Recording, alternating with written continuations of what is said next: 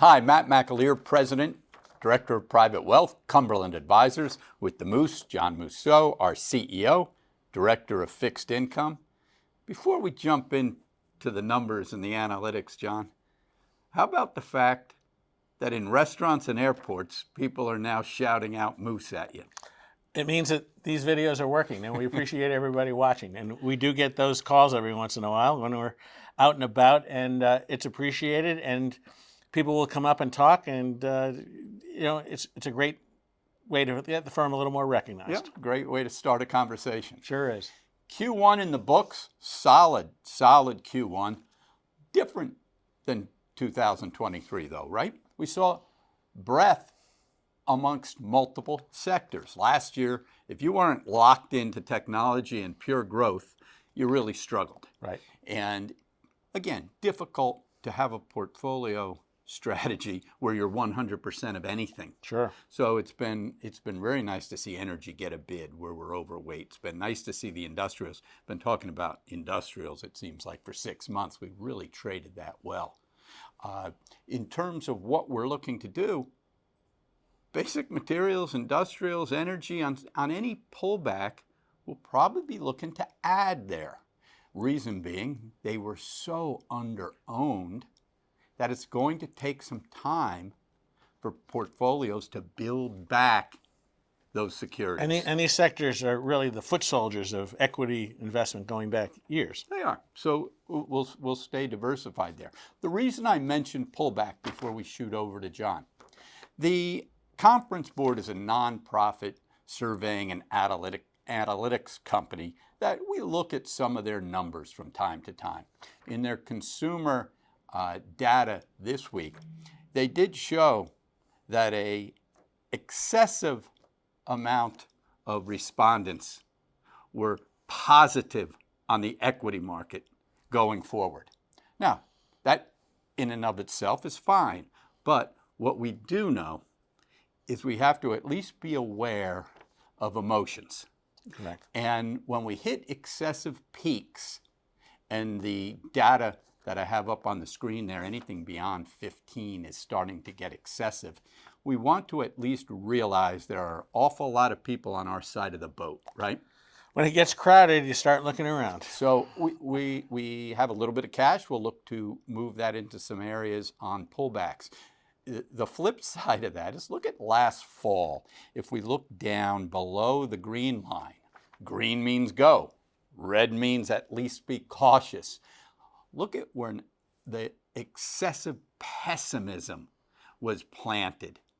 That's what rooted this rally. Exactly. A 25% rally off that October bottom of excessive pessimism. So again, sentiment is trumped by price. Price trumps sentiment, but we do want to be aware of it. Exactly. Moose, what do you have in bonds? Well, this week we saw yields back up again, and it was pretty volatile when you look at it, right? You are sitting here about a 437 on the 10-year bond, but you moved all the way from a 418 as high as a 443 this week.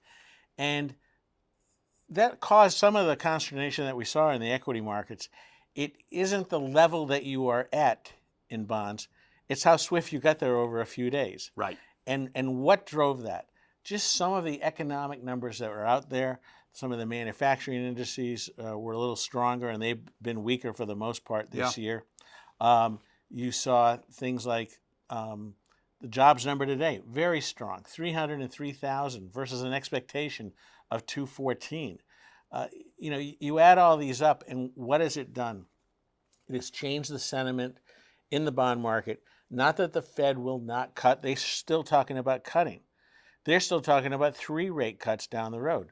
Got to remember, at the beginning of the year, when that 10-year bond was a 390 at year end, the market was expecting 6 rate cuts this year and starting in March, and now the expectations are for 2 rate cuts, possibly starting in September. The Fed, to their credit, hasn't changed their mind. They said, we'd like to do 3 rate cuts this year. We don't know when we're going to start, and we want to see some considerable evening out of the inflation numbers. You're going to get another chance next week with the CPI numbers on Wednesday and the PPI numbers on Thursday.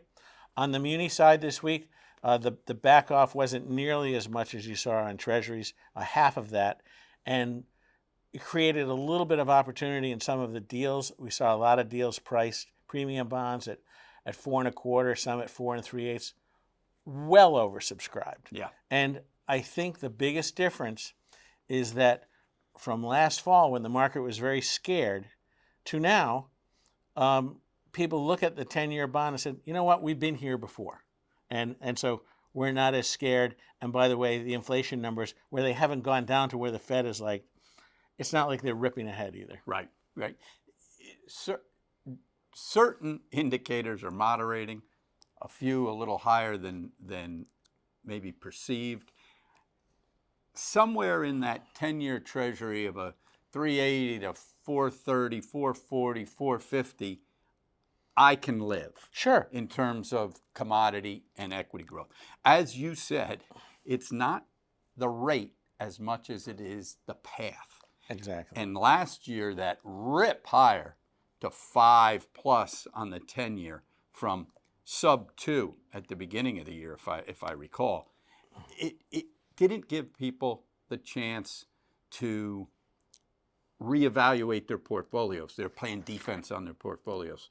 This year, and I'm talking about their fixed income portfolios, this year, as rates ebb and flow, you can trim a little, you can add a little, you can take duration in a little bit, you can extend a touch. So it's allowing you as a portfolio manager some more flexibility. Yeah, and actually last year you actually began the year right around where you ended it at around a 388, 390, and you finished at the same point. But to your point, last March when everyone was concerned about the banks and you had Silicon Valley Bank and they needed help and everything, boy, the 10-year bond went all the way down to a 330. And it was that rip from a 330 up to 5 that scared the heck out of everyone. Summer and fall. And, exactly. Spring through summer and into fall. Right. Yeah.